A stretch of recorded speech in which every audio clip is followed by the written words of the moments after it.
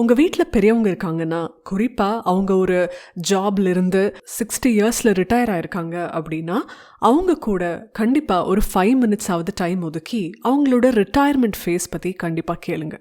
ஏன்னா ஆல்மோஸ்ட் ஒரு 35 to 40 years அவங்க லைஃபோட ப்ரைம் டைமை அவங்க ஒரு வேலைக்குன்னு கொடுத்துருக்காங்க. அந்த ஏஜில் இருக்கிற மோஸ்ட் ஆஃப் த பீப்புள் கண்டிப்பாக கவர்மெண்ட் ஜாப்ஸில் இருந்திருக்க வாய்ப்பு இருக்குது. அவ்வளோ வருடங்கள் ஒரு வேலையில் இருந்துட்டு அதுக்கப்புறமா நாளையிலேருந்து ஆஃபீஸ் போக வேண்டாம், நாளையிலேருந்து நமக்கு வேற ஒரு ஐடென்டிட்டி, நாளையிலேருந்து நம்ம ரொட்டீனே வேற அப்படிங்கிற நிலைமை வந்தப்போ அந்த சேஞ்ச் ஓவரை அவங்க எப்படி எடுத்துக்கிட்டாங்க, மறுபடியும் லைஃப்பை புதுசாக ஆரம்பிக்கணும் அப்படின்ற ஒரு பாயிண்டில் அவங்க என்ன பண்ணாங்கன்னு கேளுங்க. நம்ம வாழ்க்கையில் எத்தனையோ விஷயங்களை தேடி தேடி படிக்கிறோம், கற்றுக்குறோம். ஆனால் இந்த ஒரு கான்வர்சேஷன் என்னை பொறுத்த வரைக்கும் ரொம்ப முக்கியமான கான்வர்சேஷன். இது ஒரு பக்கம்னா, நம்ம பெஸ்ட் ஃப்ரெண்ட் இல்லை நம்ம சிஸ்டர்ஸ், கசின்ஸ் யார்கிட்டையாவது போய் அவங்க உங்களோட ரொம்ப க்ளோஸ் அப்படின்னா அவங்களோட பிரேக்கப் பற்றி கேட்டு பாருங்கள். எஸ்பெஷலி அவங்களோட ஒரு ஃபர்ஸ்ட் லவ்வில் அவங்க ரொம்ப சீரியஸாக இருந்தாங்க, பட் ஃபேமிலியில் ஒத்துக்கல, அதனால வேறு கல்யாணம் பண்ண வேண்டி வந்தது. பட் அந்த ஒரு லவ் ஃபெயிலியர்லேருந்து இல்லாட்டி அந்த ஒரு நடக்காமல் போன லவ்லேருந்து அவங்க வெளியில் வந்து எப்படி அவங்க இன்னொரு லைஃப்பை எடுத்துக்கிட்டாங்க. ஏன்னா இந்த மாதிரி சிச்சுவேஷன்ஸ் ஆல்மோஸ்ட் நம்மளை மறுபடியும் ஜீரோலேருந்து ஆரம்பிக்க வைக்கும். இப்போ நீங்களும் உங்கள் லைஃப்பில் அடிமட்டத்துக்கு வந்தாச்சு அப்படிங்கிற பாயிண்டில் இருக்கலாம், இல்லாட்டி எதுவுமே சரியாக போக மாட்டேங்குது, நான் இப்படியே ஆவரேஜாகவே இருந்துருவேனோ அப்படின்ற ஒரு தாட் கூட உங்களுக்கு இருக்கலாம். சம்டைம்ஸ் உங்கள் கரியரில் உங்களுக்கு சாட்டிஸ்ஃபேக்ஷன் இல்லாமல் இருக்கலாம், முயற்சி பண்ணுற அளவுக்கு உங்களுக்கு ரிசல்ட்ஸ் கிடைக்காம இருக்கலாம், உங்களோட ரிலேஷன்ஷிப் கூட ஒர்க் அவுட் ஆகாமல் டுவர்ட்ஸ் பிரேக்கப் கூட போயிட்டுருக்கலாம், எதுவாக வேணா இருக்கலாம். உங்கள் லைஃப்பில் பெருசாக ஏதாவது நடந்திருக்கணும் அப்படின்னு இல்லை, பட் எதுவுமே சரியாக நடக்கலை அப்படின்ற ஃபீலிங் இருந்தாலும் நம்ம லைஃப்பை நம்ம கண்டிப்பாக மாற்றணும் அப்படிங்கிற எண்ணம் உங்களுக்கு இருந்துச்சு அப்படின்னா இந்த ஒரு எபிசோட் கண்டிப்பாக உங்களுக்கு ரொம்ப ஹெல்ப்ஃபுல்லாக இருக்கும்னு நினைக்கிறேன். ஜீரோலேருந்து நம்ம லைஃப்பை மறுபடியும் எப்படி ரீபில்ட் பண்ணலாம் அப்படிங்கிறத பற்றி தான் இந்த எபிசோடில் நம்ம பேச போகிறோம். இன்னொன்று, நீங்கள் இதை எப்படி பண்ணணும்னு சொல்கிறத விட அந்த ஜீரோலேருந்து ஆரம்பிக்கக்கூடிய மைண்ட் செட்டை எப்படி வளர்த்துக்கணும் அப்படிங்கிறத பற்றி தான் நம்ம ரொம்ப ஃபோக்கஸ்டாக பேச போகிறோம். ஏன்னா நம்ம மாற்றத்துக்கு தயாராக இருக்கிற மனசோடு இருந்துட்டோம் அப்படின்னா நம்ம எப்படி அதை நிகழ்த்த போகிறோங்கிறது ஒரு மேட்டராகவே இருக்காது. வணக்கம், நான் வினிதா. இது மனமே நலமா பாட்காஸ்ட். மனமே நலமா, மனமே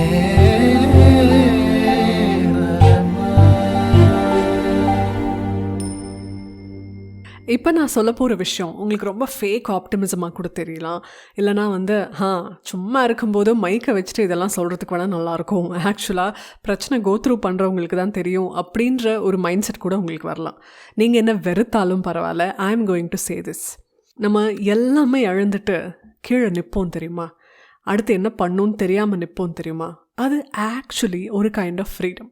இப்போ உங்களுக்கு அதோட அருமை தெரியாது, ஆனால் நீங்கள் எல்லாம் தாண்டி வந்ததுக்கப்புறம் ஒரு அமைதியான கேஷுவலான ஒரு நாளில் உங்களுடைய பயணத்தை நீங்கள் திரும்பி பார்க்கும்போது உங்களுக்கு தெரியும், எதுவுமே இல்லாமல் அன்றைக்கி நின்னோமே, அன்றைக்கி ஆக்சுவலாக ஃப்ரீயாக தான் இருந்தது அப்படின்னு சொல்லி. ஏன்னா பிடிக்காத வேலை, ஆனால் ஃபேமிலி சிச்சுவேஷனுக்காக பிடிச்சு நிற்க வேண்டியிருக்கு அப்படின்ற ஒரு இறுக்கம் இருக்குது. ஆல்ரெடி 2 குழந்தைங்க ஆயிடுச்சு, இப்போது டிவோர்ஸ் பற்றி யோசிக்கிறது சரியா, நான் இந்த குழந்தைகளுக்காக இந்த கல்யாணத்தில் இருந்துதான் ஆகணும், ஆனால் இது ஒரு டாக்ஸிக் ரிலேஷன்ஷிப் அப்படின்னு ஒரு பயங்கரமான ஸ்ட்ரகிளில் நீங்கள் இருக்கலாம். இல்லை உங்கள் லைஃப் சிச்சுவேஷன் என்னவோ, வேறு வழியே இல்லை, நான் அதனால தான் இங்கே இருக்கேன் அப்படின்னு சொல்லி பல்ல கடிச்சு நீங்கள் பொறுத்துட்ருக்கலாம். இந்த போராட்டத்திலிருந்து ஒரு விடுதலை தான் எல்லாமே முடிஞ்சு போகிறது. விழுந்துருமோன்னு சொல்லி நம்ம பிடிச்சிட்ருக்கோம் இல்லையா, அப்போ தான் நம்ம கை ரொம்ப வலிக்கும். ஆக்சுவலாக விட்டுட்டோம் அப்படின்னா அது விழுந்து நொறுங்கின அந்த ஒரு சில நொடிகள் மட்டும்தான் அதை பற்றின கவலை இருக்குமே தவிர அதுக்கப்புறம் ஆக்சுவலாக நம்ம ஃப்ரீயாக தான் இருப்போம். அதனால்தான் லெட்டிங் கோ அப்படிங்கிறது உங்களை ஃப்ரீயாக இருக்க வைக்கும். ஆனால் மோஸ்ட்டாக நம்மளால் விடவே முடியாது, எல்லாத்தையுமே இறுக பிடிச்சிக்கணும் அப்படின்னு தான் சொசைட்டி நமக்கு சொல்லி கொடுத்துட்டே இருந்திருக்கு, நம்ம அதை தான் பண்ணிட்டு இருந்திருக்கோம். இன்ஃபேக்ட் நம்ம ரொம்ப ரொம்ப கஷ்டப்பட்டு ஒரு ரிலேஷன்ஷிப்பில் தாக்கு பிடிக்கிறது எதுக்காக, ஏன்னா ஆல்ரெடி 10 வருஷம் நான் இந்த மேரேஜில் சர்வைவ் ஆகிட்டேன், இனி நான் கொஞ்சம் பொறுமையாக போனேன்னா கண்டிப்பாக இதில் சர்வைவ் ஆக முடியும் அப்படின்னு நினைக்கலாம். ரொம்ப செலவு பண்ணி ஒரு கோர்ஸ் படித்து இப்போ ஆஃபீஸில் இந்த ப்ரமோஷன் வாங்கியிருக்கேன், இப்போது இதை விட்டுட்டு போகிறது அப்படிங்கிறது நம்ம பண்ண செலவுக்கு அதுக்கு பெரிய லாஸ் ஆகிடுமோ அப்படின்னு சொல்லி டைம், மணி, எனர்ஜி அப்படின்னு நம்ம எல்லாத்தையும் கணக்கு தான் பார்த்துட்ருப்போம். எல்லாம் முடிஞ்சு போச்சு அப்படிங்கிற ஒரு பாயிண்டில் நீங்கள் வந்து நிற்கும்போது, சுற்றி எதுவுமே இல்லை அப்படின்ற ஒரு பாயிண்டில் வந்து நிற்கும் பொழுது, அது ஆக்சுவலாக பெரிய சோகம்லாம் கிடையாது. அது எந்த அளவுக்கு சோகமாக நம்ம கண்ணுக்கு தெரியுதோ அந்த அளவுக்கு நம்ம ஃப்ரீயாகவும் இருக்கும். அது எம்டினஸ் மட்டும் கிடையாது, அது ஒரு ஃப்ரீடமும் கூட. நான் முன்னாடியே சொன்ன மாதிரி, நான் சொன்ன இந்த விஷயத்துக்கு நீங்கள் என்ன வெறுத்தாலும் பரவாயில்ல, பட் ஒரு கஷ்டம் அப்படிங்கிறது நடந்துருமோன்னு யோசிச்சுட்டு இருக்கிறத விட, அது நடந்து முடிஞ்சப்புறம் நடந்து முடிஞ்சிருச்சு அப்படிங்கிற பாயிண்ட் நிஜமாவே ரிலீவிங்காக தான் இருக்கும். இப்போ நம்ம பாயிண்ட் 0ல் இருக்கோம், அடிமட்டத்துக்கு விழுந்தாச்சு. சரி, அப்போ இனி நம்ம பார்க்க வேண்டிய டைரெக்ஷன் என்ன? மேலே மட்டும்தான். அடுத்து எப்படி மேலே போகிறோம் அப்படிங்கிறது மட்டும்தான் நம்ம வந்து பேச போகிறோம். நம்ம லைஃபோட பிரச்சனைகளை நாமளே அலசி பார்க்கும் பொழுது நமக்கு ஒரு பயங்கரமான வெஸ்டட் இன்வெஸ்ட்மெண்ட் இருக்குது. அதாவது நம்மளுடைய இமோஷன்ஸ், நம்மளுடைய ஈகோ, நம்மளுடைய லைஃப், நம்மளுடைய வலி, நம்மளுடைய சந்தோஷம் அப்படிங்கிற அத்தனையுமே நம்மளோடது அப்படிங்கிறதுனால நம்ம அதில் ரொம்ப அட்டாச்சாக இருப்போம். நமக்கு ஏற்பட்ட இந்த தோல்விகளுக்கு அப்புறம், இந்த வீழ்ச்சிக்கு அப்புறம் நம்ம லைஃப்பை நம்ம ஒரு கன்சல்டன்ட் மாதிரி தான் பார்க்கணும். ஓகே, 10 வருஷம் இந்த ரிலேஷன்ஷிப்பில் இருந்தாச்சு, ஒர்க் அவுட் ஆகலை, வந்தாச்சு. இப்போ இனி நான் என் லைஃப்பை நான் எப்படி எடுத்துகிட்டு போகிறேன் அப்படின்னு யோசிக்கும்போது, இந்த சொசைட்டி உன்னை எப்படி பார்க்கும்? இனி நீ சிங்கிளாக இருக்க அப்படின்னா இந்த உலகம் உன்னை எப்படி ட்ரீட் பண்ணும்? நீ நிஜமாவே லைஃப் ஃபுல்லாக அன்பே கிடைக்காம இருக்க போறியா? இவ்வளோ நாள் நீ அந்த ரிலேஷன்ஷிப்பில் செலவு பண்ணதெல்லாம் வேஸ்ட்டா அப்படின்லாம் சொல்லி ஏகப்பட்ட கேள்விகள் நம்மளை சூழத்தான் செய்யும்.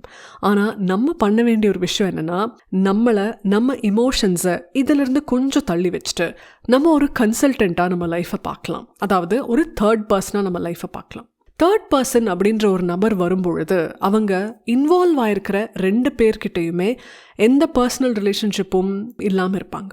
ஸோ நம்மளும் நம்ம லைஃப்பில் இருக்கிற இந்த இமோஷன்ஸ் எல்லாம் ஒதுக்கி வச்சுட்டு எது நியாயம், எது இப்போ பண்ண வேண்டிய விஷயம், what is the right thing to do now அப்படின்ற கேள்வியை ஒரு கன்சல்டண்ட்டாக இருந்தால் மட்டும்தான் நம்மளால் கேட்க முடியும். நம்ம புதுசாக ஆரம்பித்த ப்ராஜெக்டில் நம்ம கையிலேருந்து நம்ம 2 லட்ச ரூபாய் செலவு பண்ணியிருக்கோம் அப்படின்னு வரும்பொழுது நம்ம செல்ஃபை, நம்ம ஈகோவை அது கூட நம்ம ரொம்ப அட்டாச்சாக வச்சோன்னா 2 லட்ச ரூபாய் கோட்டை விட்டுருக்கோமே, இதை எப்படி சம்பாதிக்கிறது, யாருக்கிட்ட கடன் கேட்குறது, இது நம்ம லைஃப் ஸ்டைலை எப்படி பாதிக்க போகுது அப்படின்ற பயங்கரமான குழப்பம் இருக்கும். அந்த குழப்பம் இருக்கும்போது நம்மளால் சரியான முடிவுகளை எடுக்க முடியாது. இதுவே நம்ம இமோஷன்ஸ், ஈகோ எல்லாத்தையும் தள்ளி வச்சுட்டு ஒரு கன்சல்டண்ட்டாக பார்த்தோம்னா நம்மளோட பேலன்ஸ்லேருந்து 2 lakhs வந்து நமக்கு செலவாயிருக்கு. இந்த 2 lakhs நம்ம திரும்பி ஏர்ன் பண்ணோம் அப்படின்னா நமக்கு எவ்வளோ நாள் ஆகும்? இந்த 2 lakhsக்கு நமக்கு கிரெடிட் கொடுக்கக்கூடிய அளவுக்கு யார் சரௌண்டிங்கில் இருக்கா அப்படிங்கிறத பற்றி நம்ம எல்லாமே டேட்டா பாயிண்ட்ஸாக யோசிக்க ஆரம்பிப்போம். அதனால தான் நம்ம இமோஷன்ஸை கொஞ்சம் தள்ளி வச்சுட்டு கன்சல்டண்ட்டாக நம்ம பிரச்சனைகளை பார்க்கணும். நம்ம லைஃப்பை மறுபடியும் ரீபில்ட் பண்ணணும், மறுபடியும் முதல்லேருந்து ஆரம்பிக்கணும் அப்படின்ற பாயிண்டில் நம்ம நிற்கும் பொழுது ரொம்ப லோன்லியாக ஃபீல் பண்ணுவோம். ஏன்னா நம்மளை சுற்றி எல்லாரும் நல்லா இருக்காங்க, நம்ம மட்டும்தான் விழுந்துட்டோம் அப்படிங்கிற எண்ணம் நமக்கு இருக்கும். அதை விட முக்கியமாக எதுவுமே இல்லாமல் இருக்கோமே, எதுவுமே இல்லாமல் ஆரம்பிக்கணுமே அப்படின்ற ஒரு எண்ணம் கூட நமக்கு இருக்கும். ஆக்சுவலாக கவனித்து பார்த்தா நம்ம எதுவுமே இல்லாமலாம் இல்லை, ஒரு விஷயத்தை எப்படி பண்ணக்கூடாது, நம்ம பண்ண தப்புகள் என்ன, அதிலிருந்து நமக்கு கிடைச்ச படிப்பினைகள் என்ன அப்படின்னு ரிச்சான ஒரு எக்ஸ்பீரியன்ஸோடு நம்ம ஆரம்பிக்கிறோம். நம்ம திரும்ப ஆரம்பிக்கும் பொழுது நம்ம 0லேருந்து ஆரம்பிக்கல, எக்ஸ்பீரியன்ஸ்லேருந்து ஆரம்பிக்கிறோம். வீடியோ கேம் இல்லைனா ஸ்னேக் அண்ட் லேடர், இந்த மாதிரி எந்த விளையாட்டு வேணால் எடுத்துக்கோங்க. நம்ம முன்னேற திரும்ப ஆரம்பித்த இடத்துக்கே வர வேண்டிய ஒரு சூழல் கூட வரும். ஆனால் ஒவ்வொரு முறை நம்ம திரும்பி வரும்பொழுதும் நம்ம என்ன தப்பு பண்ணக்கூடாது அப்படிங்கிறது நமக்கு தெரியும். நம்ம 4வது லெவல்லேருந்து மறுபடியும் லெவல் 1க்கே வர வேண்டிய சூழல் வீடியோ கேம்ஸில் வரும்பொழுது நமக்கு அங்கே கிடச்ச சில ஆர்மர், சில பாயிண்ட்ஸ் அதெல்லாம் நம்மக்கிட்ட இல்லாமல் நம்ம மறுபடியும் ஆரம்பிப்போம். பட் எந்த இடத்துல எந்த எதிரி வருவான் அப்படிங்கிறத நம்மளால் கெஸ் பண்ண முடியும். ஏன்னா நமக்கு ஆல்ரெடி அந்த வழியில் போன எக்ஸ்பீரியன்ஸ் இருக்குது. இந்த விளையாட்டெல்லாம் விளையாடும் பொழுது எப்படி நம்ம மறுபடியும் சுவாரஸ்யமாக முதல்லேருந்து ஆரம்பிக்கிறோமோ அந்த மாதிரி நம்ம லைஃப்பில் இப்போ நம்ம எந்த பாயிண்டில் இருந்தாலும் சரி, லைஃப்பில் மாற்றம் வரணும், நம்ம லைஃப்பை நம்ம ரீபில்ட் பண்ணணும்னு முடிவு பண்ணிட்டோன்னா let's interestingly start it again. ரொம்ப சுவாரஸ்யத்தோட மறுபடியும் இந்த முயற்சிகளை செய்யலாம். அந்த மைண்ட் செட் கண்டிப்பாக தேவை. எந்த வீழ்ச்சியுமே பார்க்காதவங்களுக்கு தான் விழுகிறத பற்றி ஒரு பயம் இருக்கும். ஆனால் ஏற்கனவே விழுந்தவங்களை கேட்டு பாருங்கள், அவங்க மறுபடியும் விழும்போது அவங்களுக்கு பெரிய பயம்லாம் இருக்காது. அதனால தான் மறுபடியும் விழுந்தவங்க, வீழ்ச்சியை பார்த்தவங்க கான்ஃபிடன்ஸ் லெவலில் மலை அளவுக்கு உயர்ந்து நிற்பாங்க. மறுபடியும் ஆரம்பிக்கணும் அப்படின்னும் பொழுது அவங்கக்கிட்ட எந்த தயக்கமும் இருக்காது. இல்லை நம்ம தனியாக விடப்பட்டுட்டோமே, நம்மக்கிட்ட எதுவுமே இல்லையே அப்படின்ற ஒரு விக்டிம் மைண்ட் செட்டும் இருக்காது. அவங்க ரொம்ப கான்ஃபிடெண்ட்டாக யோசிக்கிறதெல்லாம் இல்லை, செயல்தான் அப்படின்னு டைரெக்டாக இறங்கி அடிக்க ஆரம்பிப்பாங்க. நம்ம விழுந்த நிலையில் இருக்கும் பொழுது இனி இழக்க எதுவும் இல்லை அப்படிங்கிறது நமக்கு கிடைக்கிற ஒரு பெரிய தைரியம். கீழே இருக்கும்போது நான் ஏற்கனவே சொன்ன மாதிரி நம்ம பார்க்குற ஒரே டைரெக்ஷன் மேலே மட்டும்தான். முன்னேறுவதற்கான ஒரு பாதை தான் நம்ம கண்ணு முன்னாடி தெரியும் அப்படின்னும் பொழுது நமக்கு டவுட்லாம் இருக்காது, ஓவர் திங்கிங்லாம் பண்ண தேவையே இருக்காது. எடுக்கிறோம், ஸ்டார்ட் பண்ணுறோம், மேலே போயிட்டே இருக்கோம், அவ்வளோதான். அதனால் இழந்த நம்மளுடைய நாட்கள், இழந்த நம்மளுடைய வாய்ப்புகள், இழந்த நம்மளுடைய செல்வம், இழந்த நம்மளுடைய பாசிட்டிவ் எனர்ஜி, இது எல்லாத்த பற்றியும் கவலைப்படாமல் மறுபடியும் ஸ்டார்ட் பண்ணுங்கள். ஏன்னா இதெல்லாம் ஆட்டோமேட்டிக்காக உங்களுக்கு திரும்ப கிடச்சிக்கிட்டே இருக்கும். வீடியோ கேம் எக்ஸாம்பிளில் சொன்ன மாதிரி மறுபடியும் நீங்கள் லெவல்ஸில் முன்னேறி போயிட்டு இருக்கும்போது புது ஆமர்ஸ், புது பாயிண்ட்ஸ் கிடச்சிக்கிட்டே தான் இருக்கும். விழுவதற்கு முன்னாடி நீங்கள் யாராக இருந்தீங்களோ அந்த பர்சனை பற்றி நீங்கள் அவ்வளவா கவலைப்படாமல் இப்போ முன்னேறி போய்கிட்டே இருக்கிற இந்த நபர் தான் நீங்கள். இந்த நபரை நீங்கள் கம்ப்ளீட்டாக ஓன் பண்ணி பாருங்கள். ஒரு படத்தோட சூப்பர் ஹீரோ மாதிரி பாருங்கள். மாஸ் பிஜிஎம்லாம் போட்டு மேலே மேலே மேலே போகிறேன் அப்படின்னு போயிட்டே இருங்க. நிச்சயமாக எதையும் ஃபேஸ் பண்ணக்கூடிய மன தைரியமும் வரும். இன்னைக்கு February 1 ஜனவரி 1 நீங்கள் என்ன மாற்றத்தை உங்கள் வாழ்க்கையில் கொண்டு வரணும்னு நினச்சி அதை பண்ண முடியாமல் போச்சோ, மறுபடியும் அதை ஆரம்பிக்கிறதுக்கான ஒரு நல்ல வாய்ப்பாக இந்த 1 வந்திருக்கு. யூஸ்வலாக இந்த 1 நம்ம நம்ப தேவையில்லை. நம்ம நினைக்கிற செயலில் இறங்குற ஒவ்வொரு தருணமுமே நமக்கு ஸ்டார்டிங் பாயிண்ட் தான். பட் ஸ்டில் சிலருக்கு இந்த 1 அப்படிங்கிறது ஒரு புது உத்வேகத்தை தரும். அப்படின்னா மாற்றத்துக்கு நீங்கள் தயாராகிட்டீங்க அப்படின்னா, உங்கள் லைஃப்பை நீங்கள் மறுபடியும் கட்டமைக்க முடிவு செஞ்சிட்டீங்க அப்படின்னா, அடுத்த 48 மணி நேரத்துக்கு நீங்கள் என்ன பண்ணணும்னு நான் உங்களுக்கு சொல்கிறேன். இது கண்டிப்பாக உங்களுக்கு ஹெல்ப்ஃபுல்லாக இருக்கும்னு நான் நினைக்கிறேன். ஓப்பன் லூப்ஸ் எது இருக்கோ எல்லாத்தையும் க்ளோஸ் பண்ணுங்கள். நான் இப்போ ஒரு சிம்பிள் எக்ஸாம்பிள் சொல்கிறேன். ஒரு வீடு ஃப்ளட் ஆகிட்டு இருக்கு. அந்த வீடு பூரா தண்ணி. ஒரு சக்கிங் பம்ப் கொண்டு வந்து அந்த தண்ணி எல்லாம் உறிஞ்சி எடுக்கணும் அப்படின்ற முயற்சிகளில் ஈடுபட்டாலும் அந்த தண்ணி குறையவே மாட்டேங்குது, எடுக்க வந்துக்கிட்டே இருக்குது. ஏன் அப்படின்னா, எந்த பைப்புலேருந்து லீக் ஆகி தண்ணி வந்து இந்த வீட்டை நிறைச்சிட்ருக்கோ அந்த பைப்பை மூடாமல் நம்ம என்ன தான் இந்த சக்கிங் பம்ப் வச்சு எடுத்தாலும் காலம் பூரா அதை வச்சு நம்ம எடுத்துக்கிட்டே இருக்க வேண்டியது தான். இந்த உதாரணம் மாதிரி தான் நம்ம வாழ்க்கையும். அங்கங்கே நம்ம முடிச்சு வைக்காத சில விஷயங்கள் இருக்கும் பொழுது நம்மளுடைய எனர்ஜி நமக்கே தெரியாமல் அந்த வீட்டில் இருக்கிற பைப் மாதிரி லீக் ஆகிட்டே தான் இருக்கும். என்னதான் நம்ம முயற்சி எடுத்தாலும் அந்த விஷயங்கள் நமக்கு ஒரு திருப்தியை கொடுக்காமே இருக்கும். ஏன்னா நமக்கு தெரியும் அந்த வேலை இன்னும் முடியல, அந்த நபரோட நம்ம இன்னும் சரியான ஒரு முடிவுக்கு வரல, இந்த பிரச்சனையை நம்ம இன்னும் தீர்க்கலை, எல்லாத்துலேருந்தும் நம்ம விலகி ஓடிருக்கோமே தவிர எந்த விஷயத்தையும் நம்ம சரியாக க்ளோஸ் பண்ணல அப்படின்றது நமக்கு தெரிஞ்சிருச்சு. அப்படின்னா முதல்ல நம்ம பண்ணுறது எல்லாத்தையும் க்ளோஸ் பண்ணுறது தான். இனி நமக்கு பிரச்சனை இல்லை, ஏன்னா எல்லா லீக்ஸும் நம்ம க்ளோஸ் பண்ணிட்டோம்.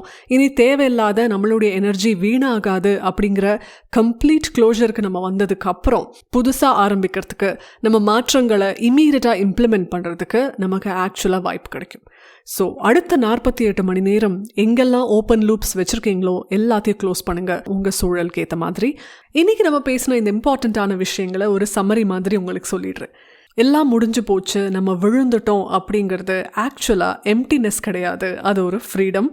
அந்த ஒரு இடத்துல இருந்து நம்ம பார்க்க வேண்டியதெல்லாம் மேலே தான். முன்னேறி போகிறதுக்கான ஒரு நல்ல ஸ்டார்டிங் பாயிண்ட் தான் நம்ம இருக்கிற இந்த பாட்டம் லைன். நம்ம லைஃப்பை நம்ம ரீபில்ட் பண்ணணும்னு நினைக்கும் போது நமக்கு ஏற்பட்ட பிரச்சனைகள்லேருந்து நம்ம ஆக்சுவலாக விலகி நின்று ஒரு கன்சல்டண்ட்டாக பார்த்தோம்னா நம்ம இழந்த விஷயங்கள் என்ன அப்படிங்கிறத டேட்டா பாயிண்ட்ஸாக பார்த்து எதை சரி பண்ணணும், அடுத்து நம்ம பண்ண வேண்டிய சரியான விஷயம் என்ன அப்படிங்கிற தெளிவான முடிவுக்கு நம்மளால் வர முடியும். நம்ம 0லேருந்து ஆரம்பிக்கல, இதுவரைக்கும் கற்றுக்கிட்ட படிப்பினைகளோடு ஆரம்பிக்கிறோம். ஸோ நம்ம ரிச்சான எக்ஸ்பீரியன்ஸோடு ஆரம்பிக்கிறோம். இனி இழக்க எதுவும் இல்லை அப்படின்னு நினைக்கிறது தனியாக நமக்கு ஒரு தைரியத்தை கொடுக்கும். கான்ஃபிடென்ஸோடு நம்ம முன்னாடி போக முடியும். வாழ்க்கையை மாற்றணும் அப்படின்னு முடிவு பண்ணிட்டீங்கன்னா ரொம்ப ஓவர் திங்க் பண்ணாதீங்க. எங்கெல்லாம் ஓப்பன் லூப்ஸ் விட்டு வச்சுருக்கீங்களோ க்ளோஸ் பண்ணுங்கள். உங்கள் லைஃப்பில் நீங்கள் உருவாக்கணும்னு நினச்ச மாற்றத்தை நோக்கி முன்னேறி போய்கிட்டே இருங்க. நிச்சயமாக இந்த பிரபஞ்சமே உங்களுக்கு ஒரு துணையாக இருக்கும். All the very best. மீண்டும் அடுத்த மனமே நலமா எபிசோடில் உங்களை சந்திக்கிறேன். நன்றி.